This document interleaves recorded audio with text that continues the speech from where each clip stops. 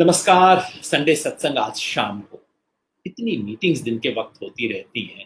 कई बार मुझे लगता है कि राजनीति का मतलब मीटिंग्स है सिर्फ। सार्वजनिक काम करना है, आप एक बैठक, दूसरी बैठक, तीसरी बैठक, तो इसलिए कई बार समय बदलना पड़ता है। पिछले हफ्ते में बहुत कुछ हुआ। मेरा मन था अखिल गोगोई पे इस बार संडे सत्संग करने का, क्योंकि अखिल गोगोई जेल से बाहर आए। तमाम कोशिशों के बावजूद सरकार ने हर तरह से कोशिश कर ली कि इस आदमी को जेल में रखा ही रखा जाए। एक जेल से बाहर आते तो पुलिस वाले बाहर खड़े होते थे, दूसरी जेल में ले जाते थे। उसके बाद उनके ऊपर तमाम यूएपीए लगा दिया, हर तरह के सेक्शंस लगा दिए। उद्देश्य था कि चुनाव से पहले अखिल गोगोई बाहर ना आ पाए। उसमें तो सफल हुए, लेकिन अखिल गोगोई जॉर्ज फर्नांडिस की तरह जेल में रहते हुए चुनाव जीत गए। खैर, अंततः सारे मुकदमे हटे, अखिल गोगोई बाहर आए। मैं कोशिश करूंगा कि अगली बार या कभी हम खुद अखिल गोगोई से बात कर सकें, जाने आसाम में क्या हो रहा है और इससे जो पूरे देश में क्या उम्मीद आती है। जिस तरह के यूएपीए वगैरह के झूठे मुकदमे बने हैं, उस सब के बारे में मैं बात करना चाहता था। जो नया शैक्षणिक सर्वे आया है देश में, जो बताता है कि पेंडेमिक की वजह से कितना नुकसान हुआ। एक छोटी सी रिपोर्ट हरियाणा के बारे में आई है जो बताती है कि हरियाणा में 12 लाख बच्चे जो कि पहले प्राइवेट स्कूलों में रजिस्टर्ड थे, वो अब कहीं भी रजिस्टर्ड नहीं। बहुत महत्वपूर्ण रिपोर्ट है सुखबीर सिबात जी की इंडियन एक्सप्रेस में। और ऐसा पूरे देश भर में हुआ। हरियाणा में आंकड़े आ गए पूरे देश भर में। क्या इस पेंडेमिक की वजह से बच्चे शिक्षा से वंचित होते जा रहे हैं? लॉकडाउन और इसका क्या परिणाम पड़ा है, उस पर बात करना चाहता था। लेकिन इस बीच आ गया रफेल। जैसे कहते हैं, रफेल फिर गया फैल।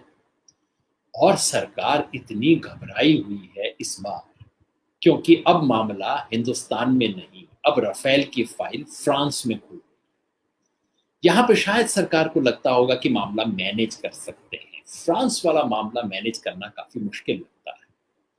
सो मैंने सोचा कि अब रफेल पे बात करनी बेहद जरूरी है, क्योंकि ये सरकार एक तरफ तो पेंडेमिक की जो हैंडलिंग है, महामारी के आंकड़े रोज आते जा रहे हैं, कितनी बुरी तरह से इस देश में असफल हुई है सरकार इस महामारी को कंट्रोल करने में। वैक्सीनेशन पे क्या हालात हैं, वो बार बार आंकड़े आते जा रहे हैं। अब महंगाई भी बढ़ रही है और इसके ऊपर भ्रष्टाचार के आरोप, गंभीर आरोप, गंभीर जांच। जो एक बार सोचा था कि चलिए राफेल के मामले पे सरकार ने किसी तरह से ढक्कन लगा दिया, वो मामला हुआ नहीं। और अगर राफेल पे बात करनी है तो मुझे लगा मैं क्या बात करूं। जो एक व्यक्ति इस देश में राफेल के बारे में सबसे बेहतर जानते हैं, प्रशांत भूषण। उन्हें हम रिक्वेस्ट करें कि वो हमारे साथ जुड़ें और बताएं कि ये मामला क्यों खतरनाक है सरकार के लिए। इस बार क्या हुआ है जिससे सरकार वाकई चिंतित है। प्रशांत जी, स्वागत है आपका संडे सत्संग में। संडे के संडे हम मिलते हैं और किसी न किसी विषय पे बातचीत करते हैं। और इस बार राफेल पे लेकिन जो खबर आई है प्रशांत जी, उसके बारे में आज हम जानना चाह रहे थे कि ये क्यों सरकार के लिए चिंता का सबब हो सकता है। लेकिन वो कहने से पहले मुझे लगा कि पहले एक बार याद दिला दें हमारे दर्शकों को, सब साथियों को, कि ये मामला था क्या। होता ये कि कोई एक कांड आता है, 5-10 दिन तक हम फॉलो करते हैं, उसके बाद हम सब भूल जाते हैं कि अच्छा मामला था क्या। तो जो मुझे ध्यान है मैं बता देता हूँ, फिर आप उसको सप्लीमेंट कर दीजिएगा।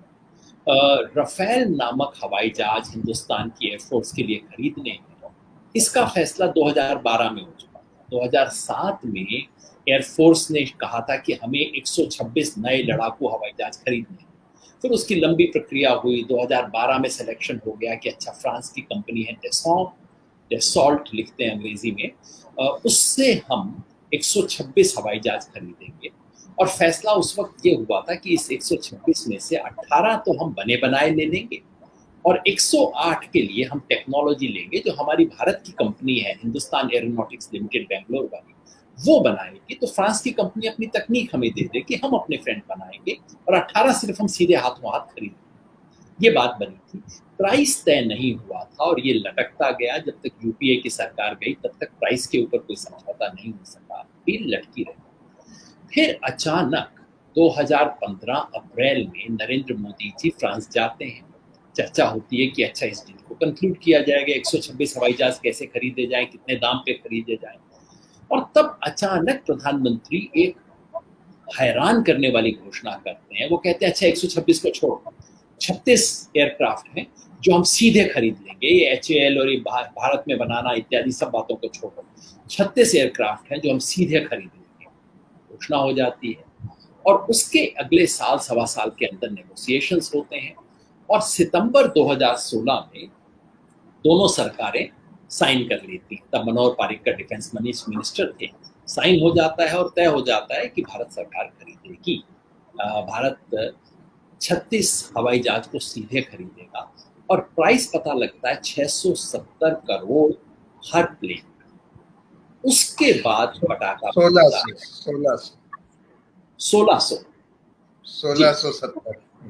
1670 करोड़ हर प्लेन का प्राइस निकलता है और उसके बाद बम फूटता है। तमाम तरह के आरोप आते हैं।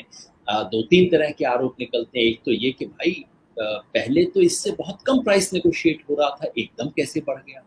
दूसरा ये कि ये हिंदुस्तान एरोनॉटिक्स लिमिटेड जो कि एक सरकारी कंपनी है, उसको बाहर निकाल दिया गया और उसके बदले रिलायंस, अनिल अंबानी वाली रिलायंस आ गई जिसको कोई एक्सपीरियंस नहीं है करने का। तो ये सब लेके मामला अखबारों में उठा और तब प्रशांत जी इस मामले को लेकर सुप्रीम कोर्ट में गए। तो अब मैं कहानी प्रशांत जी को पकड़ा देता हूँ कि मोटे तौर पे यही बैकग्राउंड है, इसमें कुछ ऐड करना है और फिर सुप्रीम कोर्ट में क्या हुआ, उसके बाद CAG ने क्या किया, क्योंकि ये सब 2019 चुनाव से पहले हो गया और तब लगा कि मामला सब कुछ अब तो ढक्कन लग गया, अब इसके बारे में और कुछ निकल ही नहीं सकता। उसमें आपको जोड़ना चाहें इससे पहले कि हम उस पर आए कि पिछले हफ्ते हमें क्या पता था। तो देखिए, जब भी कोई डिफेंस परचेज होता है तो उसके रूल्स ये हैं कि पहले तो जो आर्मी है या एयरफोर्स है जिसके लिए भी हो रहा है या नेवी है, वो लोग बताते हैं कि उनके क्वालिटेटिव रिक्वायरमेंट क्या है, उनको क्या चाहिए, किस चीज़ की ज़रूरत है। उसके बाद फिर एक और कमेटी है, कैटेगराइजेशन कमेटी, जिसमें सरकार के भी लोग होते हैं और एयरफोर्स और आर्मी वगैरह के भी होते हैं। वो लोग ये तय करते हैं मिलके कि भाई ये बाहर से खरीदना है कि हिंदुस्तान में बनाया जाए या हिंदुस्तान से खरीदना है।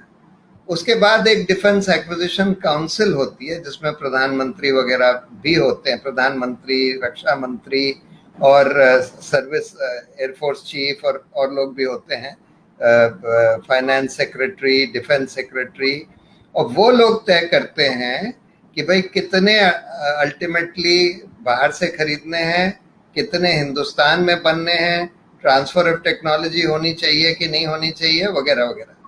उसके बाद टेंडर फ्लोट किया जाता है और ये प्रोसेस जो है यूपीए सरकार में 2007 में शुरू हुआ और 2014 तक, जैसे आपने बताया, करीब करीब कंप्लीट हो गया था। और उसमें बिल्कुल क्लियर था कि 126 हवाई जहाज खरीदने हैं, जिसमें सिर्फ 18 शुरू में रेडी टू फ्लाई आएंगे। उसके बाद हिंदुस्तान एरोनॉटिक्स की फैक्ट्री में ट्रांसफर ऑफ टेक्नोलॉजी के द्वारा वहां बनाए जाएंगे, जिससे हिंदुस्तान आत्मनिर्भर भी हो सके। डिफेंस एयरक्राफ्ट के बारे में टेक्नोलॉजी ट्रांसफर करी जाएगी बाकायदा।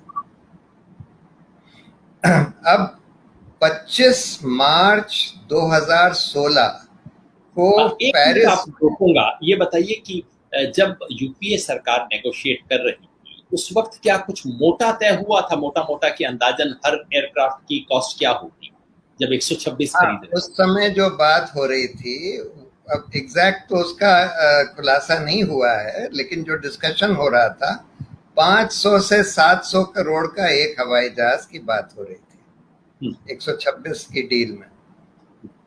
उसके बाद 25 मार्च 2016 को पेरिस में डेसॉल्ट के जो सीईओ हैं एरिक ट्रैपियर, वो एक प्रेस कॉन्फ्रेंस करते हैं जिसमें कि एयरफोर्स चीफ भी हैं, हिंदुस्तान एरोनॉटिक्स के आला अफसर हैं, हिंदुस्तान की सरकार के भी लोग हैं। और उसमें वो अनाउंस करते हैं, कहते हैं कि ये हमारा एग्रीमेंट तकरीबन कंप्लीट हो गया है और हम लुक फॉरवर्ड कर रहे हैं कि हिंदुस्तान एरोनॉटिक्स के साथ कोलैबोरेट करके हिंदुस्तान में हवाई जहाज बनवाएंगे। ठीक उसके अगले दिन 26 मार्च को, अब ये जो नया खुलासा हुआ है उसमें यह निकला है कि उसके अगले दिन, यही अहम खुलासा है, उसके अगले दिन 26 मार्च को हिंदुस्तान एरोनॉटिक्स जो है अनिल अंबानी के साथ एक एग्रीमेंट दस्तखत करता है, जिसमें कहता है कि हम अंबानी के साथ कोऑपरेट करेंगे, कोलैबोरेट करेंगे, एक जॉइंट वेंचर कंपनी बनाई जाती है।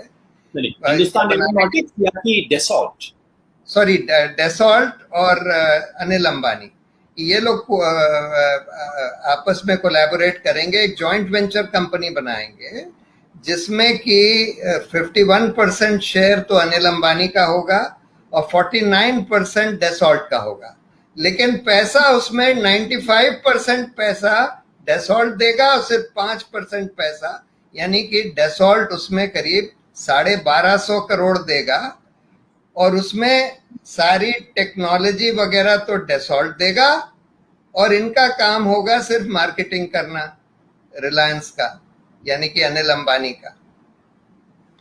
और उसके ठीक मतलब कि एक दिन पहले तक डेसॉल्ट जो फ्रांस की कंपनी है, वहां की सरकारी कंपनी है, डिफेंस की सरकारी कंपनी है, वो कंपनी एक दिन पहले तक कह रही है कि हाँ, जैसा हमारा पहले फैसला हुआ है, हम इंडिया की जो हिंदुस्तान एरोनॉटिक्स कंपनी है उसके साथ करेंगे, लगभग हमारा फाइनलाइज हो गया है। और उसके बाद 24 घंटे के अंदर अंदर कुछ होता है और वो हिंदुस्तान एरोनॉटिक्स लिमिटेड को डाल देते हैं कूड़ेदान में और एकदम इसके साथ रिलायंस कंपनी के साथ समझौता करते हैं। और समझौता भी ऐसा अजीब कि तकनीक भी मैं दूंगा, पैसा भी मैं दूंगा 95%, लेकिन तुम बराबर के हकदार हो क्योंकि तुम कुछ विशेष सेवा हमें दे रहे हो। वो विशेष सेवा क्या हो सकती है? कहते हैं विशेष सेवा है मार्केटिंग जी। इसकी मार्केटिंग करना कि आप ये हवाई जहाज बेच दीजिए हिंदुस्तान को। वो मार्केटिंग तो पहले से सरकार से तय हो चुका है, किसको मार्केटिंग करनी थी? कोई मार्केट में जाके बेचना तो था नहीं। अब यही रहस्यमय चीज है कि वो सब तय हो चुका था, लेकिन उसी समय करीब यही 25-26 के दौरान अनिल अंबानी पेरिस जाते हैं और वहां के फ्रांस के डिफेंस मिनिस्टर से गुप्त मीटिंग कर लेते हैं जी। और उसी समय उसी के साथ साथ ये एग्रीमेंट डेसॉल्ट के संग साइन हुआ। और इसमें अहम बात यह है कि और फिर 15 दिन के बाद यानी कि 10 अप्रैल को मोदी जी पेरिस जाते हैं, अनिल अंबानी भी वहीं होते हैं उनके साथ, और वहां पर अनाउंस करते हैं कि हम नया कॉन्ट्रैक्ट साइन कर रहे हैं 36 हवाई जहाज का, जो सीधे सीधे फ्रांस से आएंगे।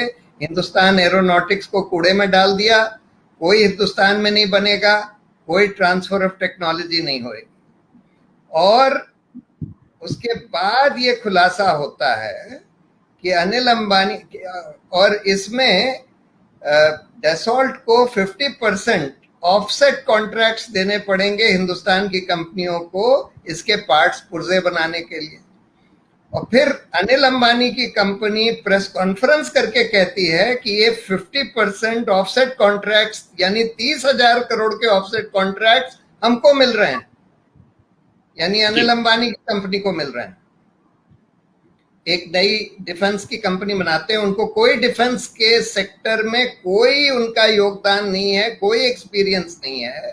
उनकी सारी कंपनी 50,000 करोड़ के डेट में फंसी हुई हैं। अभी हाल में स्टेट बैंक ऑफ इंडिया ने उनके सारे करीब 90,000 करोड़ के अकाउंट्स को फ्रॉड डिक्लेयर किया है। रिलायंस, अनिल अंबानी की 3 जो टेलीकॉम कंपनीज थी, 90,000 करोड़ रुपया उनका बैंक से ड्यू है, उसको फ्रॉड डिक्लेयर किया है। उसमें एफआईआर होना चाहिए था। मैंने चिट्ठी लिखी जनवरी के महीने में स्टेट बैंक को कि भाई रूल्स के हिसाब से आपको एफआईआर दर्ज करना चाहिए, लेकिन कोई एफआईआर दर्ज किया नहीं गया। सरकार का ऐसा जोर पड़ा कि उस पर कोई एफआईआर आज तक नहीं हुआ है। अब तो ये हो गया। मैं 1 मिनट ऑफसेट वाला मामला जरा क्लैरिफाई कर दूं क्योंकि मामला समझ नहीं आएगा। सरकार कहती है, सरकार के पास भारत सरकार की चूंकि नीति कहती है कि आप जब भी विदेशों से कोई सौदा करेंगे तो उसमें भारतीय आत्मनिर्भरता और ये सब पहले, अभी आज की बात नहीं है, शुरू से नीति रही है कि हम भारतीय कंपनियों को एनकरेज करेंगे। तो एक तरीका तो ये हो सकता था कि सीधे सीधे कहा जाए कि भारतीय कंपनियां बनाएंगी, जैसे हिंदुस्तान एरोनॉटिक्स लिमिटेड। अगर आपने उसको हटा दिया तो उसके लिए कॉन्ट्रैक्ट अगर आप उसके दे तो आप अनिल अंबानी की कंपनी को क्यों देंगे? अगर आप ऑफसेट कॉन्ट्रैक्ट दे रहे हैं 50%, तो अनिल अंबानी की कंपनी को देने का क्या सवाल है? और अनिल अंबानी के संग उनके अग्रीमेंट करने का क्या सवाल है? और इसीलिए एक उनके जो उस समय प्रधानमंत्री थे हॉलैंड, उनका एक बयान बहुत महत्वपूर्ण है जिसमें वो कहते हैं कि हम क्या कर सकते थे, हमको तो भारत सरकार ने बोला कि भाई इन्हीं को पार्टनर बनाना है अनिल अंबानी को, तो हमने बना लिया। यानी कि ये जो डसॉल्ट है उसमें फ्रेंच सरकार का काफी स्टेक है, तो कहते हैं कि हमने बना लिया उनको, क्योंकि हिंदुस्तान की सरकार ने बोला। तो और दूसरी बात कि ये जो नई डील करी गई मोदी जी ने, इसमें कोई सर्विस क्वालिटेटिव रिक्वायरमेंट नहीं दिया गया कि भाई हमको अब सिर्फ 36 ही एयरक्राफ्ट चाहिए। पहले तो 126 बोला था इंडियन एयरफोर्स ने, उन्होंने कहीं ये नहीं बोला। उसके बाद फिर जो वो दूसरी कमेटी होती है जो तय करती है कि कितने बाहर से लिए जाएं कितने, उनका भी कुछ नहीं आया। डिफेंस एक्विजिशन काउंसिल का भी कोई मीटिंग नहीं हुई ये तय करने के लिए कि भाई हम 36 खरीद लेंगे।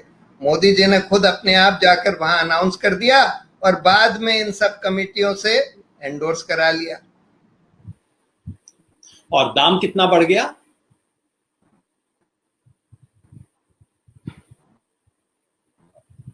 मैं पूछ रहा था कि दाम खरीदे जाए बाद में जब प्राइस। हाँ, तो दाम तो मतलब 500 से 700 करोड़ पहली वाली डील में था एक हवाई जहाज का, बढ़ा के 1670 करोड़ कर दिया गया। और उसका जस्टिफिकेशन ये दिया गया कि हमने इसमें कुछ बम वगैरह भी साथ में खरीदे हैं, कुछ हवाई जहाज के साथ कुछ बम भी खरीदे हैं, कोई हेलमेट भी खरीदा है, हेलमेट जो कि पीछे देख सके। यानी कि आप 1000 करोड़ रुपया दाम बढ़ा देंगे कोई हेलमेट के लिए और कोई हवाई जहाज में बम लगाने के लिए, तो रिडिकुलस है। तो इसलिए हम लोग ने पहले सीबीआई में, अरुण शौरी, यशवंत सिन्हा और मैंने सीबीआई में कंप्लेंट करी कि भाई इसमें तो सीधी सीधी करप्शन की झलक आती है और इसलिए इसमें करप्शन का इन्वेस्टिगेशन होना चाहिए। पहले तो यही सवाल है कि मोदी जी ने अपने आप ये डील कैसे पलट दी सारे रूल्स के खिलाफ, जब पूरी की पूरी डील करीब करीब कंक्लूड हो चुकी थी और कम पैसे में हो रही थी, ट्रांसफर ऑफ टेक्नोलॉजी भी होना था। हम लोगों को 126 हवाई जहाज मिलते, उसका उन्होंने 36 कर दिया, ट्रांसफर ऑफ टेक्नोलॉजी खत्म कर दी, आत्मनिर्भरता खत्म कर दी, हिंदुस्तान एरोनॉटिक्स को डुबा दिया और उसके साथ साथ ऑफसेट कॉन्ट्रैक्ट्स अनिल अंबानी को दे दिए या दिलवा दिए। इसमें तो सीधी सीधी मतलब अनिल अंबानी का तो कोई एक्सपीरियंस नहीं, उसकी सारी कंपनी डूबी हुई, फेल्ड बिजनेसमैन, उसको ऑफसेट कॉन्ट्रैक्ट दिलवाने का तो कोई किसी हालत में औचित्य नहीं समझ में आता। तो इसलिए इस पर इन्वेस्टिगेशन होना चाहिए। अब हमारी पूरी कंप्लेंट आलोक वर्मा के टेबल पर पड़ी थी, वो हम लोगों से मिले, आलोक वर्मा जो सीबीआई के डायरेक्टर थे, 2-3 दिन के अंदर वो फैसला लेने वाले थे। उसी बीच में रातों रात 2 बजे रात में सीबीआई डायरेक्टर को सरकार ने हटा दिया, बिल्कुल इलीगली हटा दिया, क्योंकि जो अपॉइंटिंग अथॉरिटी है उसके ड्रामा हुआ था जो अखबारों में भी छपा था, रात 2 बजे का ड्रामा, वो इसलिए था कि आपकी कंप्लेन उनकी टेबल पे पड़ी थी। सरकार को डर ये था कि वो उसके अंदर इंक्वायरी में कुछ लिख सकते हैं जिससे बाद में सरकार के लिए निकलना उबरना मुश्किल हो जाएगा। इसलिए रात 2 बजे सीबीआई डायरेक्टर को बदला गया, दफ्तर पे छापा मार के कब्जा किया गया, रातों रात एक आदमी को बैठाया गया जो कि जिसके बारे में काफी तरह के संदेह रहे हैं, उसको बैठाया गया और इस तरह से एक तरह से कू जो क्रांति जो होती है ना, रातों रात कू वो की गई। उसके पीछे ये फिर मामला सुप्रीम कोर्ट में गया और सीएजी में भी गया। हाँ, फिर हम लोगों ने पिटिशन फाइल करी सुप्रीम कोर्ट में कि भाई इसमें आप कोर्ट मॉनिटर्ड इन्वेस्टिगेशन करवाइए। अब मजेदार बात यह है कि इस पिटिशन के जवाब में सरकार ने एक बंद लिफाफे में कोर्ट को कुछ नोट दे दिया, उसमें किसी के दस्तखत नहीं, एक नोट बंद लिफाफे में, हम लोगों को भी नहीं दिखाया गया, और उसके आधार पर सुप्रीम कोर्ट ने फैसला कर दिया, हमारी पिटीशन डिसमिस कर दी, और सरकार ने जो बंद लिफाफे में दिया था वो सब मान लिया। ये जो भी सरकार ने उसमें बोला, और उसमें खासकर ऐसी चीज लिख दी जिससे ये साफ जाहिर हो गया कि सरकार ने कई झूठ बोले हैं उस बंद लिफाफे के नोट में। उसमें ये लिख दिया गया, जो कि जजमेंट में आया, कि सीएजी की रिपोर्ट, सीएजी का ऑडिट हो चुका है, सीएजी की रिपोर्ट आ चुकी है, पीएसी में जा चुकी है, सार्वजनिक करी जा चुकी है, लेकिन असलियत ये थी कि तब तक तो सीएजी का ऑडिट ही नहीं हुआ जी।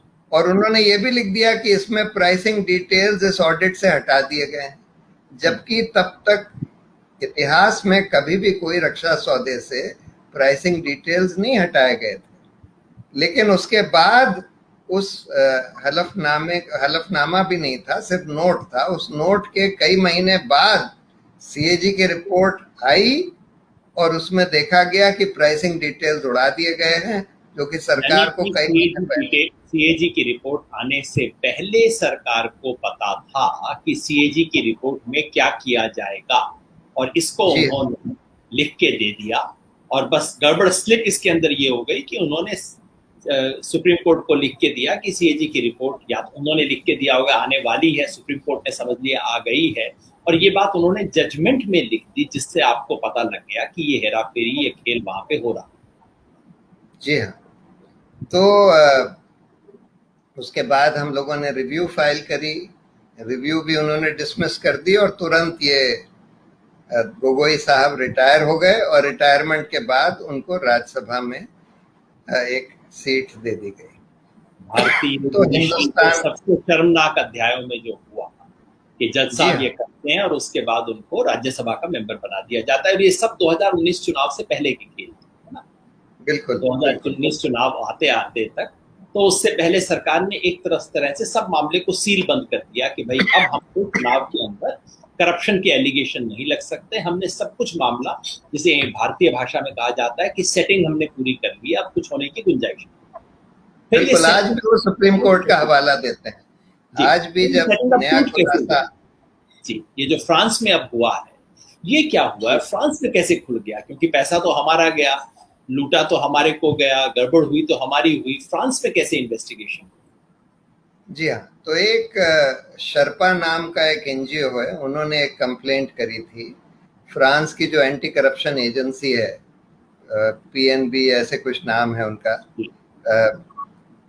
वो उनकी जो फाइनेंशियल एंटी करप्शन एजेंसी है, तो पहले जो उसके हेड थे उन्होंने तो डिसमिस कर दी थी ये कह के कि भाई इसमें तो फ्रांस के इंटरेस्ट हार्म हो जाएंगे, क्योंकि ये फ्रांस की डील है, फ्रांस के प्रधानमंत्री, डिफेंस मिनिस्टर वगैरह भी इसमें इन्वॉल्व हैं, तो ये फ्रांस के इंटरेस्ट के खिलाफ होगा, इसलिए हम इसमें इन्वेस्टिगेशन नहीं करेंगे। मतलब उन्होंने भी ये नहीं कहा था कि गड़बड़ी नहीं हुई है, उन्होंने कहा था कि अगर इस गड़बड़ी को सामने ले आए, अगर इसके अंदर ज्यादा हम ताक झाक करेंगे तो हमारे ही लोगों का नाम आएगा और हमारे देश को नुकसान हो सकता है। जी हाँ, उसके बाद उनके वो जो हेड थे उस एजेंसी के, वो रिटायर हो गए, नए हेड आ गए, और उस बीच में कुछ नए खुलासे भी हुए। एक बहुत अहम खुलासा ये हुआ, जो कि मीडिया पार्ट की स्टोरी ने रिपोर्ट किया है, कि 26 मार्च को, यानी कि 25 मार्च की जो प्रेस कॉन्फ्रेंस हुई, जिसमें जो डसॉल्ट के सीईओ हैं वो कह रहे हैं हिंदुस्तान एरोनॉटिक्स और एयरफोर्स के लोगों के, हिंदुस्तान के एयरफोर्स के लोगों के साथ बैठकर कि भाई हमारी ये पुरानी 126 हवाई जहाज की डील अब करीब करीब तय हो गई है, और हम लोग हिंदुस्तान एरोनॉटिक्स के साथ मिलकर हिंदुस्तान में हवाई जहाज बनाएंगे।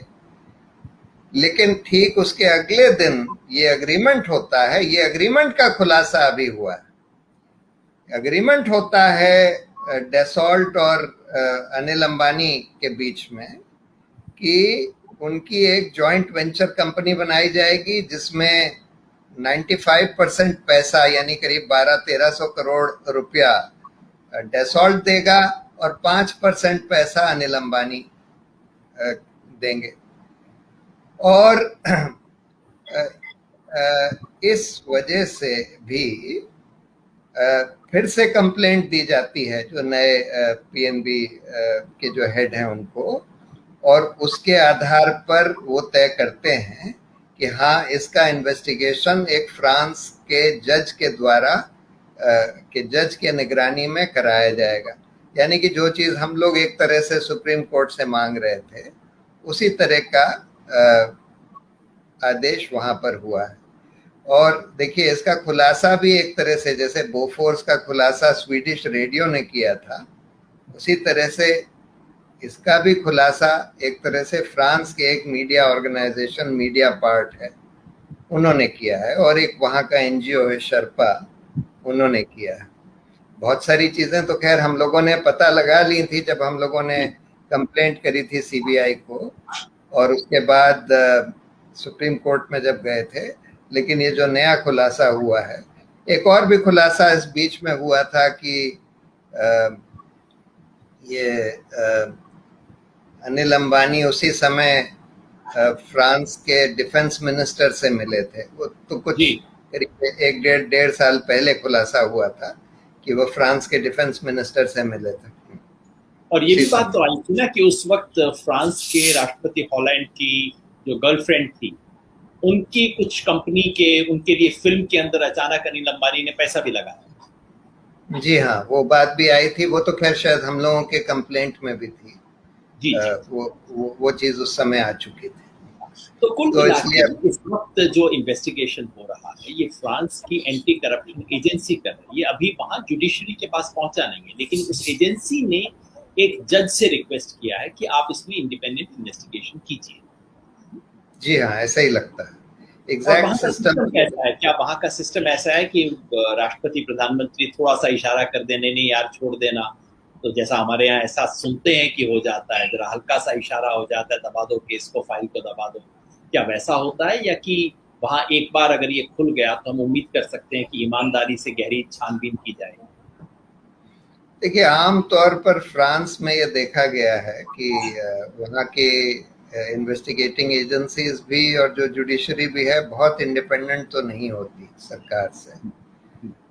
लेकिन ये उस जने के ऊपर डिपेंड करता है, जो भी जना वहाँ पर हो, उस समय तैनात हो, जो जज हो, जो इस एंटी करप्शन एजेंसी का हेड हो, वो उन लोगों के ऊपर डिपेंड करता है। जैसे कि पिछले जो एंटी करप्शन एजेंसी के जो चीफ थे, उन्होंने मना कर दिया, नए आए, इन्होंने बोला, चाहे एविडेंस तो थोड़ा ही सा नया आया है, पहले भी एविडेंस काफी था, जो ओरिजिनल कंप्लेंट थी शर्पा की, लेकिन उन्होंने बोल दिया कि भाई फ्रांस का इंटरेस्ट इसमें हार्म हो जाएगा, इसलिए हम नहीं करेंगे। ये नहीं कि 2016 और अब के बीच में फ्रांस में सरकार बदल गई है, लेकिन कई मंत्री तो वैसे के वैसे हैं। होलांड की बजाय यहाँ मैक्रोन आ गए हैं, लेकिन वो उस जमाने के जो क्योंकि मैक्रोन भी तो उस वक्त मिनिस्टर हुआ करते थे उस सरकार के अंदर, और उस जमाने के डिफेंस मिनिस्टर थे, वो भी आज मिनिस्टर हैं। तो कहीं ना कहीं वो एस्टेब्लिशमेंट कायम है, जिसको डर है कि अगर सब कुछ मामला खुलने लगा तो दिक्कत होगी। जी हाँ, बिल्कुल बिल्कुल। और उनके कम से कम 2 मंत्री, 2 क्रूशल मंत्री, डिफेंस मिनिस्टर और फाइनेंस मिनिस्टर, इस सरकार में भी मिनिस्टर है, मैक्रोन की सरकार में, जो उस समय डिफेंस मिनिस्टर और फाइनेंस मिनिस्टर थे। तो इसलिए जाहिर है कि फ्रांस की सरकार से पूरा दबाव होगा एंटी करप्शन एजेंसी के ऊपर भी, और पॉसिबली जज के ऊपर भी, कि भाई इसको आगे ना बढ़ाया जाए। और हिंदुस्तान की सरकार भी उनके ऊपर दबाव डालेगी। जाहिर है कि मोदी सरकार बिल्कुल दबाव डालेगी फ्रांस की सरकार के ऊपर कि भाई आप कैसे इस इन्वेस्टिगेशन को होने दे सकते हैं, इसमें तो हम लोग सब फंस जाएंगे। जी जी जी जी। तो कुल मिला के आपकी क्या उम्मीद है, कितने समय में फैसला होगा, और सब आपकी उम्मीद क्या है इसमें? नहीं, ये तो कहना बड़ा मुश्किल है, क्योंकि हम वहाँ के सिस्टम को नहीं समझते, इसलिए मुझे नहीं पता है कि कितने समय में और क्या होगा। लेकिन यही एक चीज़ हुई है, यही बड़ी बात है। जिस तरह का इसमें कवर अप किया गया और इसको दबाने की पूरी कोशिश, और सुप्रीम कोर्ट से डिसमिस करा लिया और गोगोई साहब को राज्यसभा में पहुंचा दिया, तो इस सरकार ने तो सोचा था अब तो दब गया है, अब तो कुछ हो ही नहीं सकता, लेकिन कम से कम कुछ खुला है, कुछ इन्वेस्टिगेशन शुरू हुआ है, तो उम्मीद है कि कुछ आगे बढ़ेगा। बीजेपी वाले घबराए तो हुए, कल इनके स्टेटमेंट वगैरह में काफी घबराहट झलक रही थी, जिस तरह से एग्रेसिवली अटैक कर रहे थे जी। हाँ, घबराए तो जरूर होंगे, क्योंकि ये तो इतना ओपन एंड शट मामला है, इसमें कोई बहुत ज्यादा इन्वेस्टिगेशन करने की जरूरत नहीं है।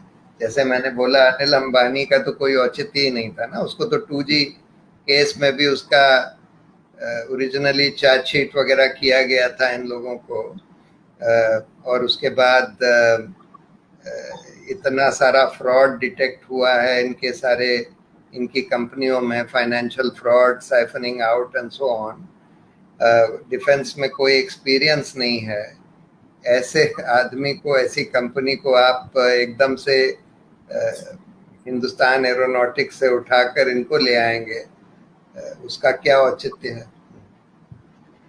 तो और कुछ नहीं तो कम से कम ये उम्मीद करनी चाहिए कि कुछ नए डॉक्यूमेंट्स आएंगे उस तरफ से, फ्रांस की साइड से। हिंदुस्तान की साइड से तो कुछ निकलेगा नहीं, निकलने दिया नहीं जाएगा, लेकिन फ्रांस की साइड से कुछ डॉक्यूमेंट सामने आएंगे, कुछ ना कुछ खबर सामने आएगी, और भारत के इतिहास में जो बड़े बड़े फ्रॉड्स हुए हैं जिनके बारे में संदेह रहा है, बोफोर्स जिसके बारे में खुद आपने लिखा है प्रशांत जी, और अब ये राफेल, ये इसमें कुछ आगे बढ़ेगा। और ये जो एक बार लग रहा था कि भाई इसको तो अब बिल्कुल ही ढक्कन लगा दिया, बंद कर दिया, इतना बड़ा घोटाला कि इसकी अब हवा भी बाहर नहीं निकलेगी, अब हवा तो निकली, कुछ तो सामने आएगा।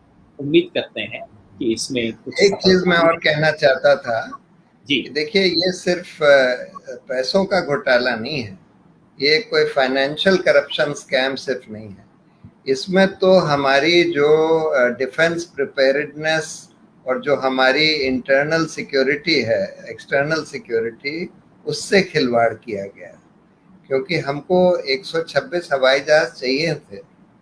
अब इन्होंने नया टेंडर फ्लोट किया है और 110 हवाई जहाज के लिए, इस 36 रफाल के बाद। तो हमको चाहिए थे वो, और हमको टेक्नोलॉजी भी चाहिए थी, हमारी आत्मनिर्भरता के लिए, डिफेंस इक्विपमेंट मैन्युफैक्चरिंग के लिए हमको वो टेक्नोलॉजी चाहिए थी, और टेक्नोलॉजी मिल रही थी, और वो हिंदुस्तान एरोनॉटिक्स के पास कैपेबिलिटी थी। लेकिन आपने वो सब ताक पर लगाकर सिर्फ अपने एक अनिल अंबानी को बीच में लाने के लिए, बिचौलिए को, और कमीशन लेने के लिए हमारी सारी सिक्योरिटी कॉम्प्रोमाइज कर दी। इससे बड़ा खिलवाड़ हमारी सिक्योरिटी से हो ही नहीं सकता, कोई सोच ही नहीं सकता कि आप हमारी पूरी डिफेंस प्रिपेयर्डनेस को ताक पर रख के आप अपने कोई एक आदमी को कमीशन दिलवाने के लिए ये कर देंगे। इससे ज्यादा देशद्रोह इमेजिन नहीं किया जा सकता है, देशद्रोह का काम है पूरा। राष्ट्रीय सुरक्षा और भारत की आत्मनिर्भरता, ये जो दो बड़े नारे दिए गए, इन दोनों नारों की ढोल की पोल खोलता है ये मामला। उम्मीद करते हैं कि इसमें आगे कुछ तो सामने आएगा, और अगर कुछ भी आएगा तो फिर प्रशांत भूषण हैं, अरुण शौरी हैं, आप जैसे तमाम लोग हैं जो कि इसको लेके आगे बढ़ेंगे, और ये भारत की सुरक्षा के साथ जो खिलवाड़ हुआ है, जो प्रशांत जी कह रहे हैं कि देशद्रोह का मामला बनता है, ये देश के सामने आए। इस उम्मीद के साथ आज का संडे सत्संग करते हैं बंद। अगले हफ्ते मिलेंगे, कुछ और खबर, कुछ और विश्लेषण। धन्यवाद। न गोदी मीडिया न विरोधी मीडिया, न इसकी मीडिया न उसकी मीडिया, हम हैं जनता की मीडिया, जनज्वार। जनज्वार की हर खबर को जन जन तक पहुंचाने के लिए फेसबुक पेज को फॉलो करें, शेयर करें।